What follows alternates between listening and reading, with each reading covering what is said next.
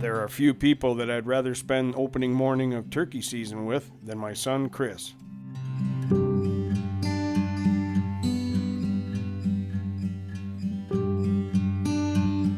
Running and gunning for big gobblers is a tradition we share.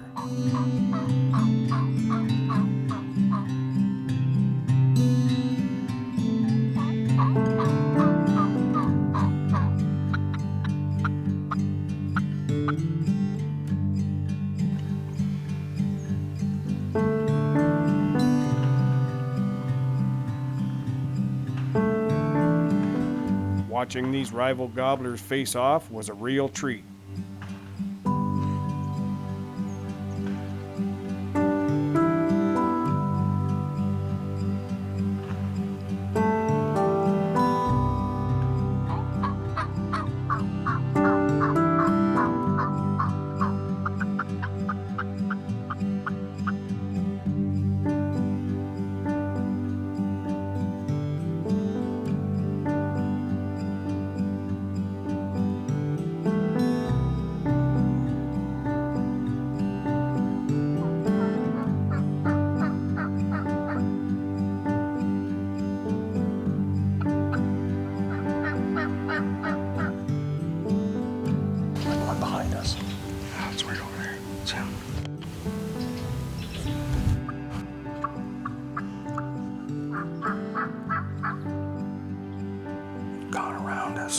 Chris is trying to call him back. We're trying to vary the call a little bit between him and me now.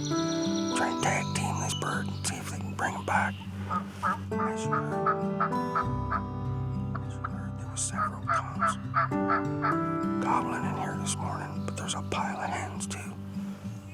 Stick with us, see if we can pull them away from the hens by challenging the hen. This particular morning, we hopped from spot to spot in search of a receptive tom.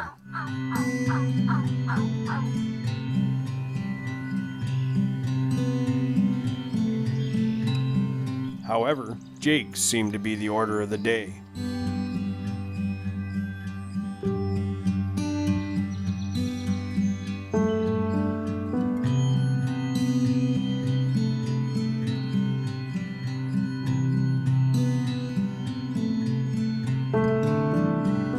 This little guy was quite relaxed in the presence of our decoys.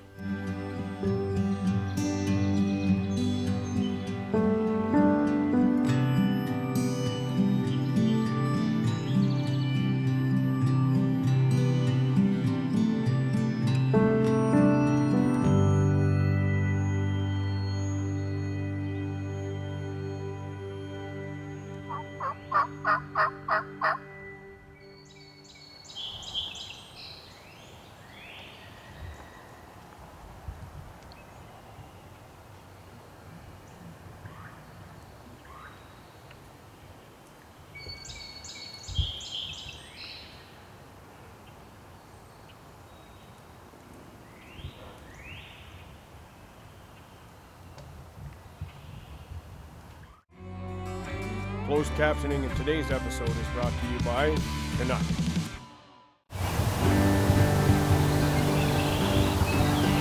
Day 2 brought us to an old familiar spot along a ginseng field.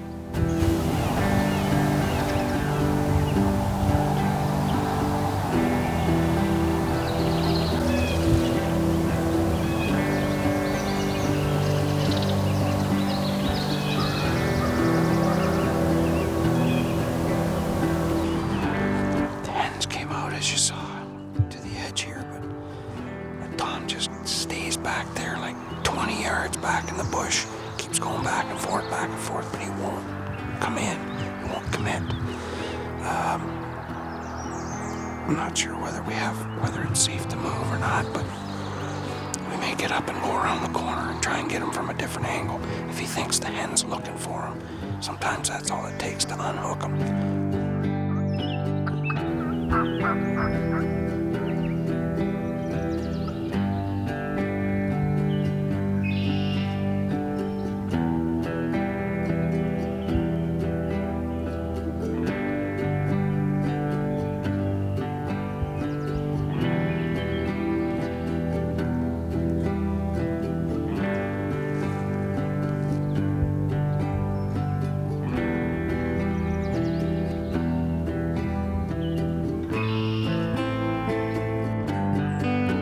Day 3 brought a rather productive hunt with my good friend Scott Adams.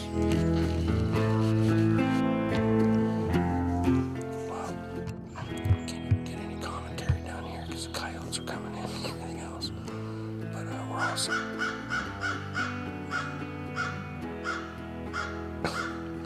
We're all set up here, and the birds are stacked up along the ridge. We've heard at least 5 or 6 of them gobbling. So we're gonna get quiet here. Yeah, we're gonna get quiet here if the crows will shut up, and try and bring one to you. Stick with us.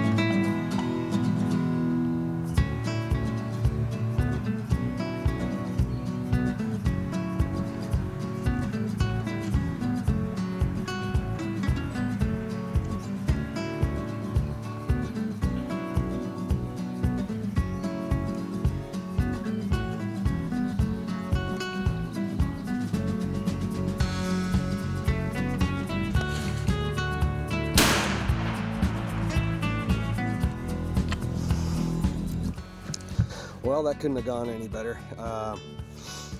Those birds gobbled like crazy. They were, like I said, stacked up along this little ridge here, and we waited, and we were patient. We kept working the same bird. Well, unbeknownst to us, 2 of the other birds were on their way right in, and we kind of figured that could happen. We were aware that that was a possibility, so we kept still. And that one gobbler, I mean, I couldn't turn the camera for you to show you, but that thing come right by me at 5 yards here. I mean, we were froze. And then his buddy come walking right in too, so you got to see both of them. And I picked the more dominant one, which in my thought process was the one that come in first and started jumping on the decoy and beating them up and everything. I kind of take exception to that. Those decoys are not cheap. So we shot him. Thanks a lot, Scott. I really appreciate it. We had a great morning, and hopefully, we'll have a chance to get out here again at some point and see if we can chase some more. Sure, great shot, bud. Thanks, man.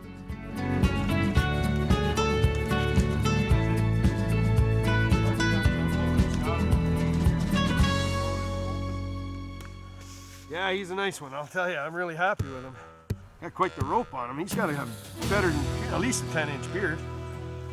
Pretty good little hooks on him. He came in, put on a great show for us. Kicked around the decoy a little bit, and which is always kind of fun to see. He was pretty much duped, and his buddy was right in there with him. He showed up right behind him, so I thought, well, I'll take the first comer because he seems to be the more dominant bird. Had a little better rope, I think, too. So, I mean, I couldn't be happier with him. Again, Scott, thanks very much, buddy. This portion of today's episode is brought to you by Bergara. Our barrels make the difference. Wow. It's early. My good friend Gary Lansborough and I are in the blind. We've come and slipped back in here in this Alton Safe den because it's going to be kind of a drizzly morning. And as you know, with the cameras and stuff like that, we have to keep it kind of safe, so that they don't get rained on. So we've got one goblin ginseng. I'd really like to see Gary shoot this turkey today, so we're gonna get quiet and we're gonna wait and see what happens.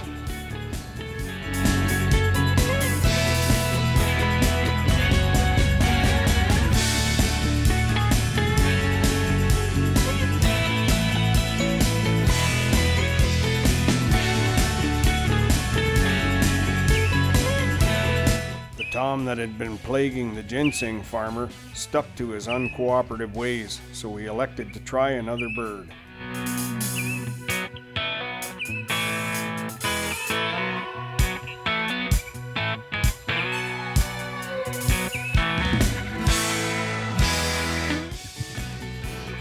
Well, Gary and I didn't have much luck sitting in that blind, so we decided to take the show on the road here this morning.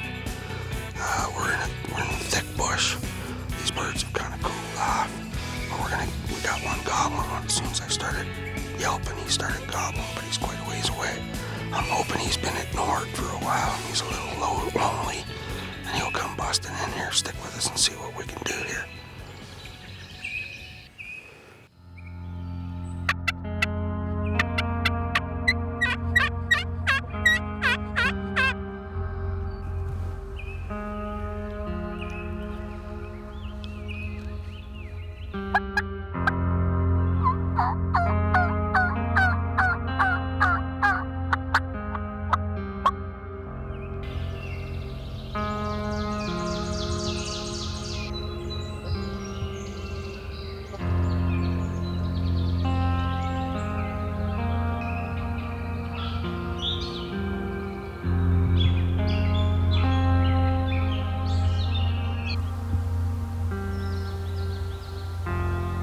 Chris and I are out this morning.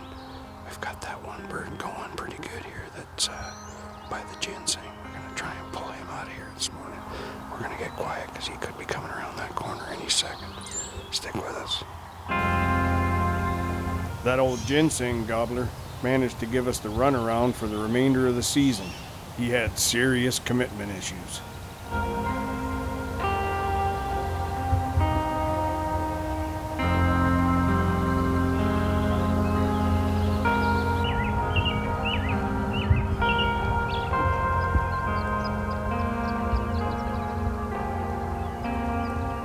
Scott and I had so much fun on the first hunt, we thought we'd take another crack at him.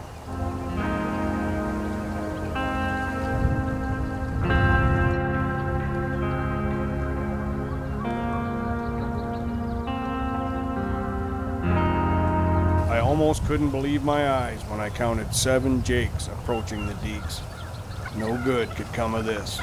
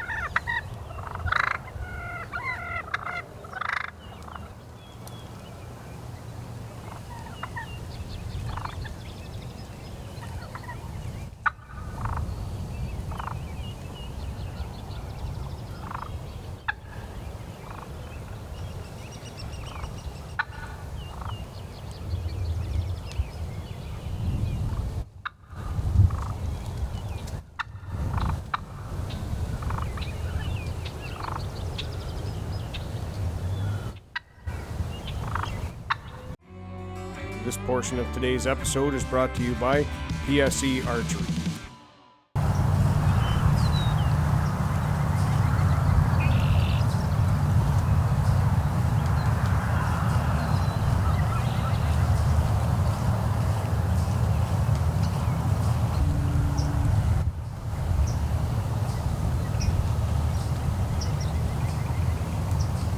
Finally, a mature gobbler.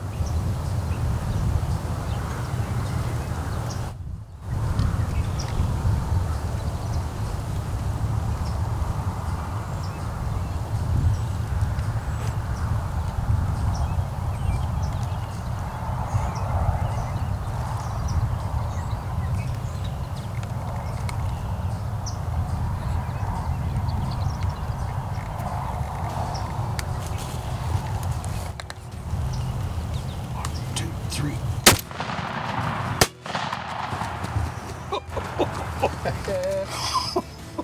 Good shooting, buddy.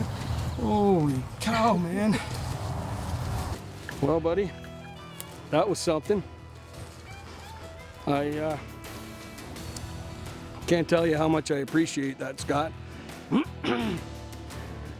I had to leave at 11 o'clock. I had truck trouble yesterday. This week has been just unbelievable.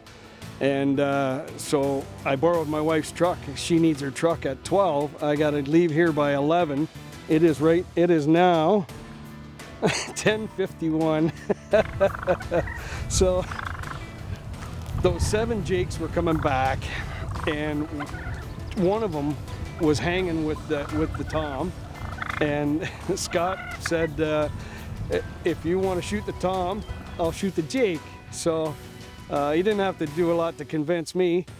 That big tom come along there, and as you saw, they came to the decoys. They played the part perfectly, but I had my gun down. They caught me off guard a little bit, so I didn't want to do anything while they were at a distance, because that'll spook them every time.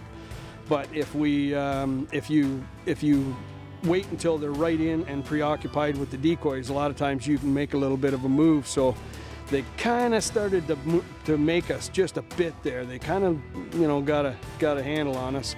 So they started to turn. And so I said to Scott, I said, "You ready?" And I said, 1, 2, 3, boom. Well, I shot mine, but I guess, was yours obstructed or something, Scott? I couldn't hear you doing the countdown. Oh, the wind is bad, so you couldn't hear us doing the countdown. Good thing Scott's a good shot. That jake took off, and he just went boom and dropped it, just like shooting a goose out of the air. It was amazing. So yeah, we got 2 birds on the ground. I couldn't be happier. Maybe I finally broke my jinx this week. My big production camera broke down on me. My truck broke down. Had jakes everywhere I went. There was 4 jakes in 2 different spots. Today we had 7 jakes, and I was thinking, here we go again. The jinx continues, but we managed to pull it out at the end here. I'm gonna punch my tag, pack up, and I'll still be home to give my wife back her truck, but I'll have a little something in the back. Well, here we are. Nice double. All the turkeys I've shot, this is number 56. I've never shot a double, so Scott, once again, thanks very much. It's got a 10-inch beard, great big hooks on him, really nice hooked spurs. I'm really happy to get him. He's a beautiful big bird. Just did a quick measurement, or a quick weight rather, and he's around 24 pounds, so nice big heavy bird. He's not run down too much from breeding in that yet. I mean, what more can I say? It was a great morning. We stuck it out, held in here, didn't get up and take off, and it paid off for us.